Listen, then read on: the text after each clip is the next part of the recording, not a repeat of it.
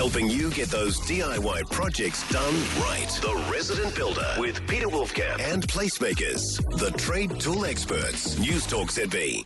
It is my great pleasure to, in this instance, talk with Jana Hutton from Hutton Builders. Now, we actually chatted with Lance about 2 years ago and around using Triboard and I guess getting funky with it, getting creative with it in terms of wall and ceiling lining. So let's talk about a couple of projects that Jana's been involved with, TGV.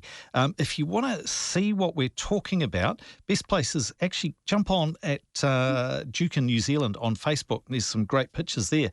Now, Jana, you're now experimenting with using like Design Denmark oils on Triboard, and you've created something I think that sounds, and I've used Triboard TGV as well, the panels, but the way in which you've treated it has come, you've created something quite beautiful by the sound of it. Yeah, thanks, Pete. We have done our own sort of bar area. So my partner, Lance, he loves Triboard, and Yes. we use it a lot. We try and sort of use it with a lot of our clients. So when it came to our own house, we've got quite a high stud. We've got sort of a 7 metre stud in our bar area. Wow. Okay. So we have lined our ceiling with it. But before we put it up, we sort of were talking with Design Denmark about creating a nice stain, like a rustic sort of barn sort of stain. And they put us on the track with that. So it was a bit of a process just trying to work with the stain and get the right finish as well.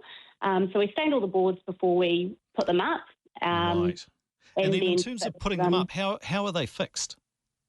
So we just fixed those ones in our shed. Yep. With a countersunk bronze screw. So we used a bronze coloured screw to kind of match in with the interior design that we had going through there. Yeah, nice. And then we've countersunk it, and then so you just have to screw down one side of the board, and obviously the other side locks in with that tongue and groove fixing.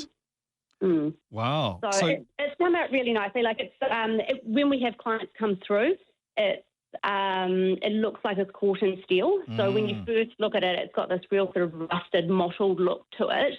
And it's always a conversation starter when we walk into the barn, because that's what people think it is. And then you've got to run them through the process of how we did it.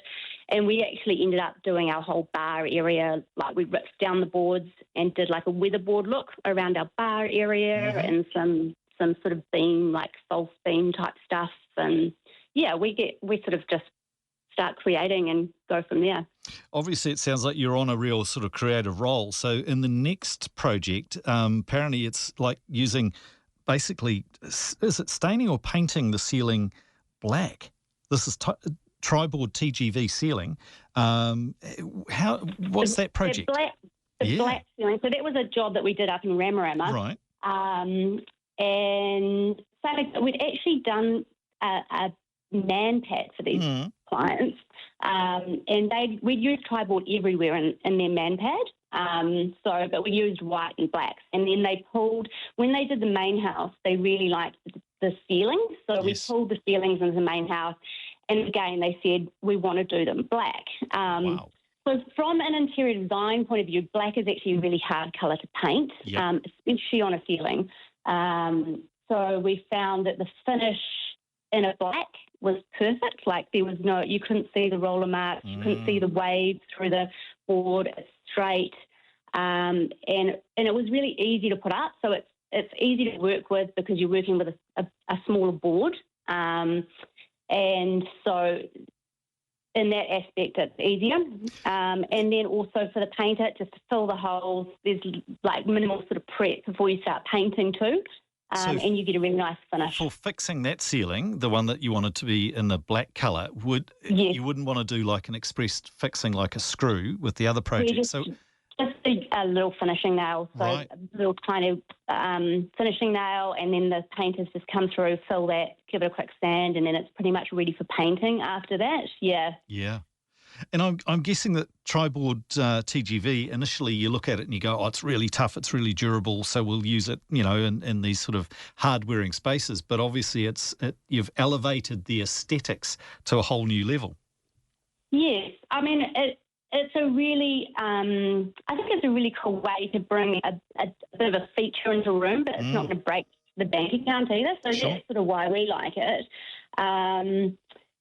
But there's so many different, especially when you go into the oils and the staining, you can get different finishes. If you're interested, like Design Denmark actually have quite a few samples at their showroom in Ponsonby. Yes. And then obviously we've done certain, and we try and photograph and photo log everything that we do and sort of showcase that as well. But there's, I think, sort of the options when you're working with the Triboard, it's sort of endless if you've got a bit of creativity about you.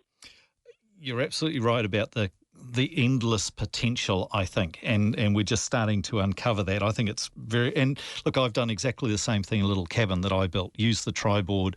It just a little bit of interest, and I love that about it. So, hey, Jana, thank you very, very much, and great talking to you about the exciting work that Hutton Builders are doing. For all the specs and details about Triboard, just go to jnl.co.nz, and if you want to see some of these pictures that you've been talking about, Jana, check it out, huttonbuilders.co.nz. Jana, thanks for your time this morning.